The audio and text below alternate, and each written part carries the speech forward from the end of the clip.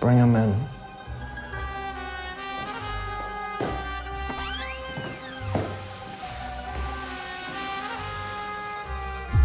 Please, take a seat.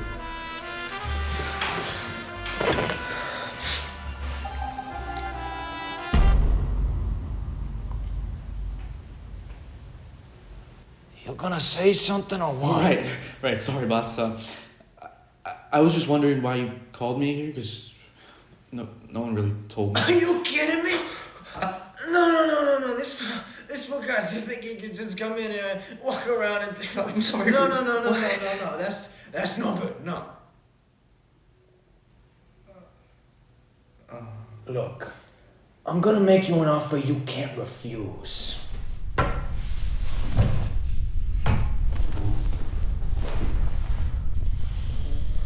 I need you to watch Aftershock.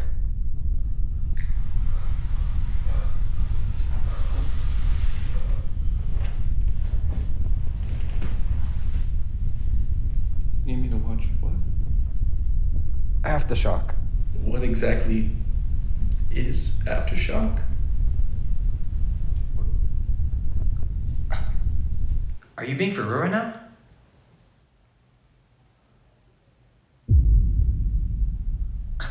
Cyberspace Weekly Show. Sharing stories across the bay? Mott's? Does that all just mean nothing to you? No. Wow, that's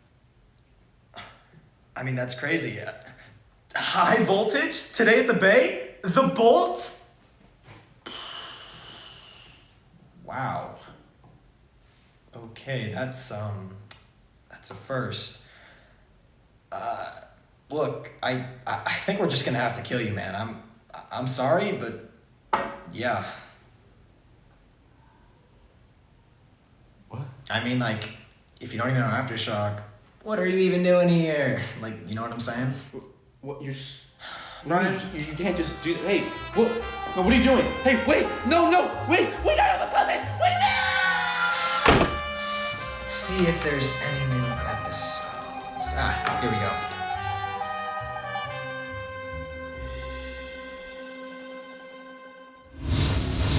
Hello everyone, and welcome to the season 19 premiere of Aftershock. In this week's episode, we're going to be discussing Yearbook signing, the mystery of the Denver airport, the decline of Broadway, and much more. What's up, Cypress Bay? I'm Mateo Caridad. and I'm Anissa Bajaj, and the season 19 premiere of Aftershock starts now.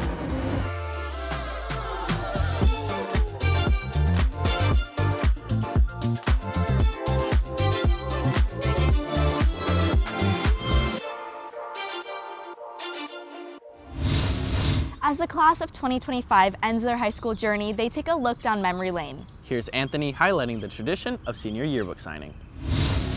As the school year comes to a close, so does many people's high school careers.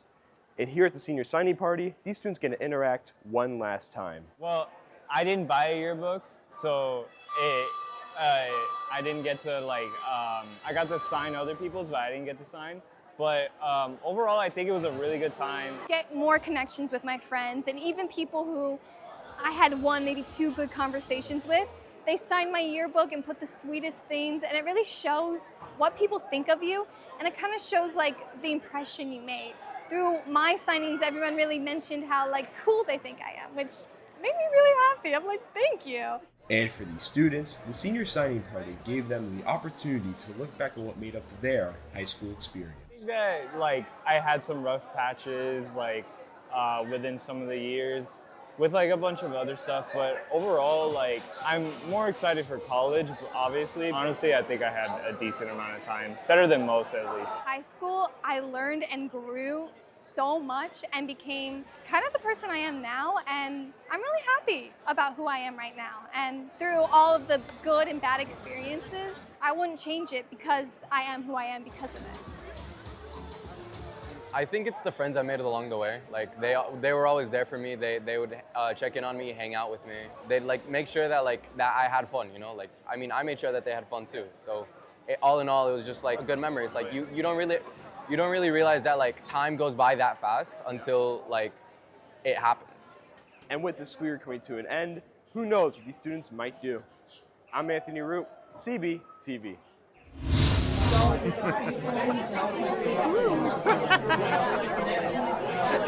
He's been picked last, laughed at, ignored. But he still shows up with kindness.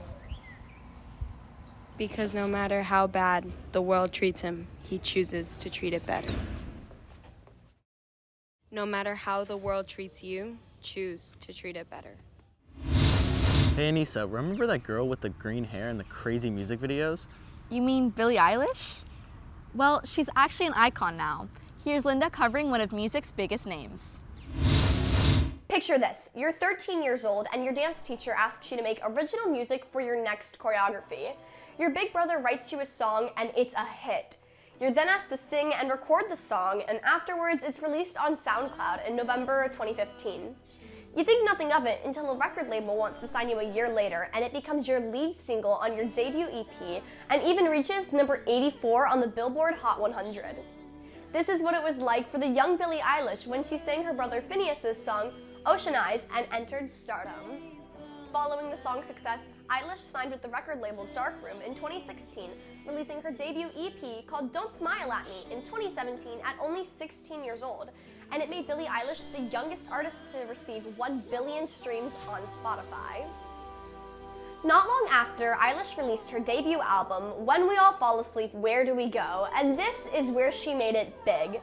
Written by Eilish and her brother, in May of 2017, it features 14 tracks with songs like Bad Guy, which became Eilish's first single on the Billboard Hot 100 chart.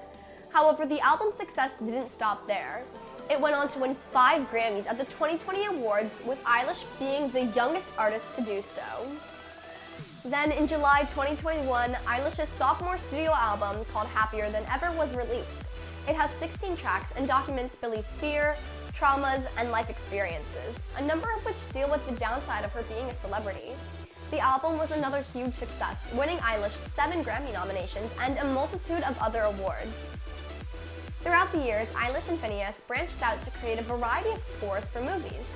In 2021, they wrote No Time to Die for the James Bond film, making Billie the youngest artist to write and record a title track for a James Bond movie. This song went on to receive Oscar for Best Original Song. However, the song she's best known for in film is What Was I Made For from the 2023 live-action Barbie.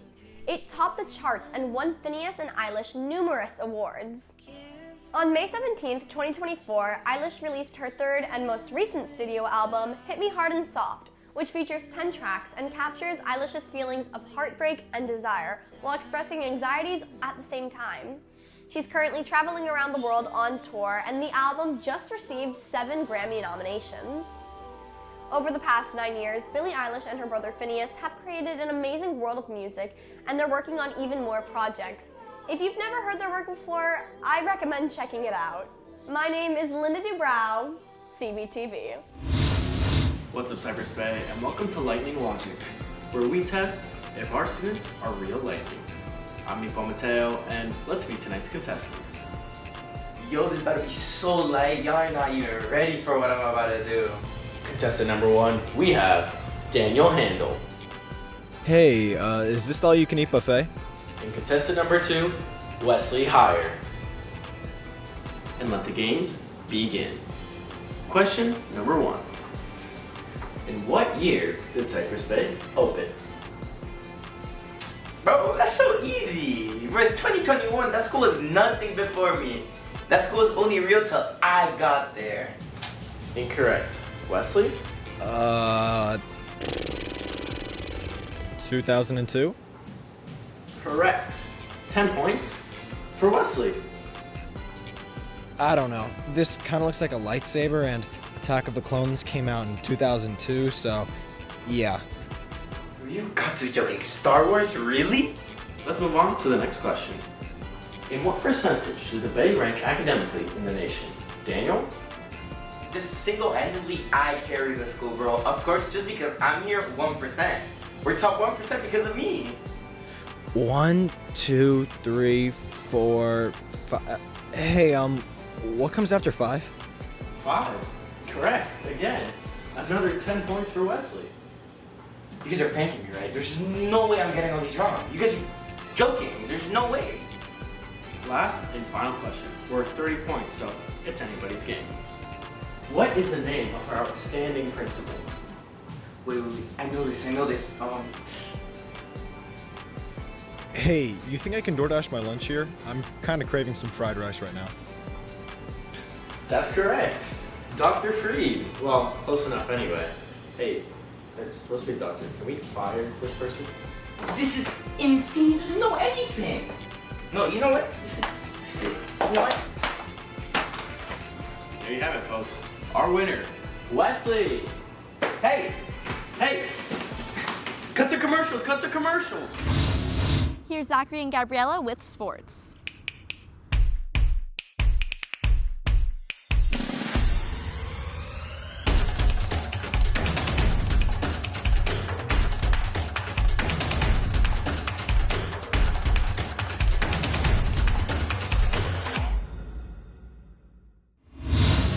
It is a manic Monday night at Madison Square Garden, and the Mecca is buzzing as the New York Knicks look to go up 3-1 against the reigning champs from Boston in the Eastern Conference semifinals. From the jump, it was a slugfest. Boston landed the first haymakers, sprinting to an early lead behind Jason Tatum's flamethrower first half. But the Knicks didn't flinch. Jalen Brunson, the maestro of Manhattan, orchestrated a second-half symphony, dropping 18 points in the third quarter and 39 points overall, slicing through the Celtics' defense and earning his Clutch Player of the Year honors. Mikal Bridges backed up Brunson on the scoring end, tallying 23 points, 7 rebounds, and 4 steals, while OG Anunoby and Karl Anthony Towns combined for 43 points, anchoring the paint and stretching the floor. But the turning point, with under 3 minutes left, Tatum went down with a right leg injury, and the Celtics' hopes seemed to waver. The Knicks seized the moment, outscoring Boston 70-51 in the second half, and closed the game with poise and precision, besting Boston 121-113. New York would wrap up the series 2 games later, reaching their first Eastern Conference Finals in 25 years. The Garden is alive, and the city that never sleeps is dreaming big.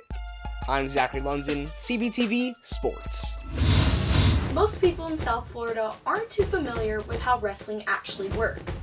Down here, sports like soccer and football get a lot more attention. What's up, Cypress Bay? I'm Gabriella Kerber, and I've been known to dabble in wrestling. So here's a breakdown of all the basics you need to understand wrestling. For starters, there are 3 main styles of wrestling: Greco-Roman, freestyle, and folk style. But since United States wrestling at the high school level is folk style, let's focus on that. A typical match is 6 minutes long, divided into 3 2-minute periods. Either wrestler will wear a red or green anklet corresponding to the color wristbands that the referee has. Matches always start in neutral, which is where takedowns happen. If you've ever seen a clip or a highlight reel of wrestling, it's very likely that it was a takedown. Once the first 2-minute period is up, the referee will flip a red and green coin. Depending on what color it lands on, that wrestler will have a choice between the following options: top, bottom, neutral, or defer. Neutral is starting on your feet like you did in the first period, top is on the top of referee's position, and bottom is starting on bottom of it. If you defer, that means the other wrestler will get the choice between top, bottom, or neutral, but you'll have choice in the third period. Now that I've covered the way a match goes, let's go over the point system. For the sake of time, I'll just be going over the basics, but it's important to keep in mind that little rules would determine whether or not a point would be given. Takedowns are worth 3 points. It's pretty simple, really. You start standing with your opponent and take them down and keep control of the action to secure your points. There are thousands of moves that you can use to score a takedown, but the most well-known are double legs, single legs, and high crotches. Escapes are worth 1 point. That's when you start on bottom and get away from your opponent's control to go back to neutral. Reversals, when you start on bottom and get top control immediately without an escape, are worth 2 points. And finally, near fall, also known as back points, are when you expose your opponent's back to the mat for a couple of seconds. You can score up to 4 points with this. If you pin both of your opponent's shoulder blades to the mat, the referee will call a pin and the match ends immediately. That's a win by fall. Otherwise, whoever has the most points by the end of the third period wins. Sometimes though, scores of matches won't even be close. If a wrestler has 15 or more points than their opponent, that's a win by tech fall, like a mercy rule. Wrestling isn't just about strength. It's strategy, endurance, and heart. It's one of the toughest sports out there, but that's what makes it worth it. I'm Gabriella Kerber, CBTV Sports. In the past few years, Broadway viewership has declined by almost 20%. Here's Santiago with more on this theatrical issue.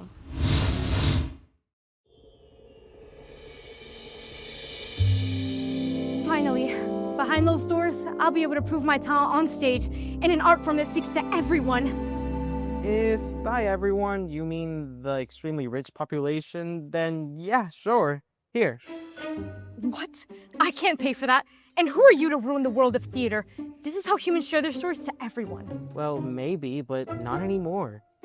Theater, especially Broadway, was once accessible to ordinary people. A couple of decades ago, tickets cost an average of $27, $40 today when adjusted for inflation. But today, the average Broadway ticket price hit $130. Okay, sure, but that's because producing shows costs more. Well, not exactly. Take Shakespeare's Othello, a minimalist production with a very low budget. Yet orchestra seats start at $245, and some mezzanine seats cost up to $900. $900? Why? Because they cast Jake Gyllenhaal as the protagonist. So what's your point? Tickets cost more, what's the big deal? This is Cynthia Lutwin, theatrical director at Cypress Bay High School and drama club advisor. Hi, Miss Lutwin. Hi, Santi. I'm going to tell you, I go to Broadway, I go to New York every summer. And let's even just say 20 years ago, I could go and maybe see 5 or 6 shows, and I could get a ticket for $50. Now, like last year, I went to go see Hamilton. Tickets were $400 a piece. How do people afford that? How do young people who aren't making a lot of money afford that? And it is so important that everyone can go to a show. We are all dealing with things, and theater is this beautiful, wonderful escape that everyone should be able to have access to. Everyone. That's how I feel. But what could actually be done about it? Well, Broadway may just remain expensive, but there are other ways to support theater. We're lucky because we do have options in our area, and you can get student ticket prices. Sometimes that's $20. Students can get out there and see live theater. They can come to our school and see live theater, other schools. It's so important. It's so important. Thank you, Miss Lutwin. Thank you, Santi. Mwah!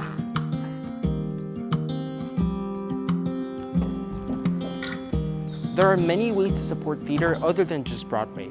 Shakespeare intended for his plays to be seen by everyone. One visitor in 1617 describes the audience as just about everyone in London society. When we price out the average person, we're not just losing audience members, we're losing the meaning of theater itself, to tell stories to the public regardless of their class. I'm Santiago Salguero, CBTV.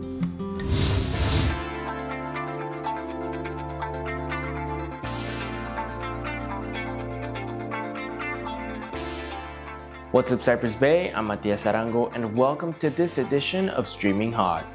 In honor of the new season of Andor coming up on Disney+, we'll be talking about the exciting upcoming projects for the Star Wars Cinematic Universe, starting off with Star Wars Visions Season 3, an anthology series exploring tales from the other side of the galaxy. The season is set to release on October 29th of this year and has received a lot of traction since its announcement in November of last year. Next up, we have the much anticipated Mandalorian movie. After the wide success of seasons 1, 2, and 3 of the series, fans have been anxious to receive more. With the final season ending April 19, 2023, the anticipation was at an all-time high. Then finally in January 2024, it was announced that there would be a full-length feature film including the characters loved by millions. This film is set to release May 22, 2026, and there have been no indications as to what the film could be about. Considering the broad nature of the Star Wars universe, it could be anything. Following is the Darth Maul series, Maul, Shadow Lord.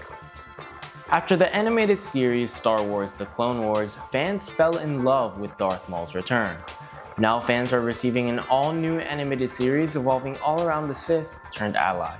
Although we don't have much information to go off of, we can expect a good animated series and an exciting return of the beloved character. Finally, we have an all-new exciting addition to the Star Wars universe, Star Wars Starfighter. This project also lacks much information and details at the moment. However, director Sean Levy announced it would be an all-new story with brand new characters and will be led by none other than Ryan Gosling. It is speculated to be set around 5 years after the events of Rise of Skywalker. There's no set release date for this movie yet, but we're all very excited to see how it turns out. Well, that's all for this edition of Streaming Hot. I'll catch you in the next one. I'm Matias Sarango, CBTV.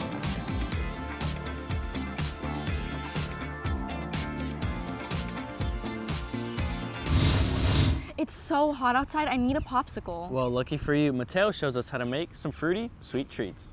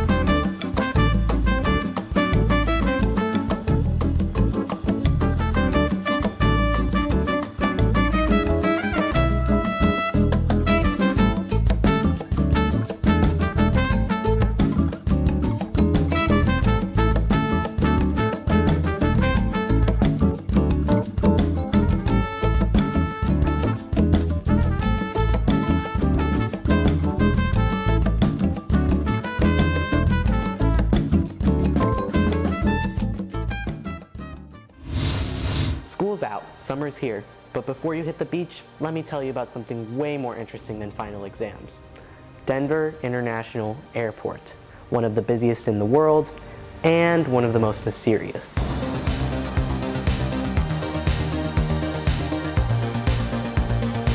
Since its opening in 1995, DIA has been at the center of some of the most bizarre conspiracies that continue to captivate travelers to this day. One of the strangest claims involves the airport's dedication plaque, which prominently features the Freemason symbol and credits a mysterious New World Airport Commission.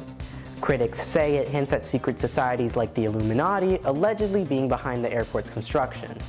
Then there's the rumor that underneath the airport lies a sprawling underground bunker complex, a supposed safe haven for the global elite in case of a catastrophic event. Stories claim that abandoned buildings were buried intact, forming the backbone for a secret subterranean city. And what about the eerie murals? Passengers are greeted by artwork that some say predicts global chaos or New World Order domination. The most controversial piece shows a gas-masked soldier with a sword surrounded by scenes of death and despair. Oh yeah, and outside, a colossal blue Mustang with glowing red eyes looms over the entrance, dubbed Blucifer by locals. The statue even killed its creator, Luis Jimenez, who died when a piece of the 9,000-pound sculpture fell on him during construction. And construction went billions over budget. Where'd all that money really go? Despite the rumors, Denver International Airport has embraced the mystery. From tongue-in-cheek marketing campaigns to talking gargoyles, DIA leans into its weird reputation. Oh, it's because of the conspiracy. Oh, it's because of the conspiracy. Look at me, I'm a little know-it-all. Maybe it's a secret society's headquarters, where the Illuminati meet to plan world domination.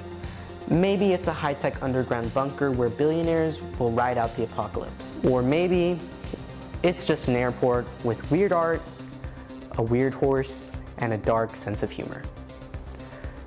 Or is it? Until next time, I'm Samuel Perez, CBTV.